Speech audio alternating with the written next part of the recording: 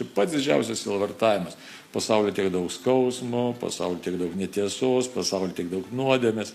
Nes viskas, kas vyksta čia aplink pasaulio, tas visas blogis yra nuodėmė iš tikrųjų.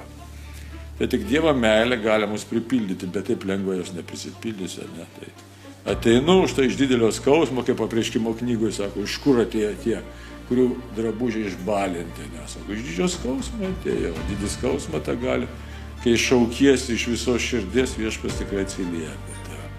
Tu duok Dievams tokią maldą, čia mums visiems susirinkusim tokią maldą, kad tikrai eitų iš širdies, labai prašom.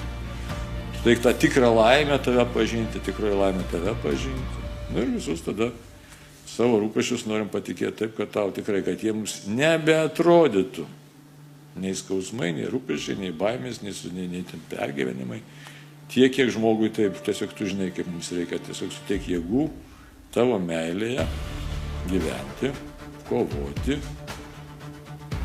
kryžių nešti ir tą gyvenimą tavo meilėje praeiti.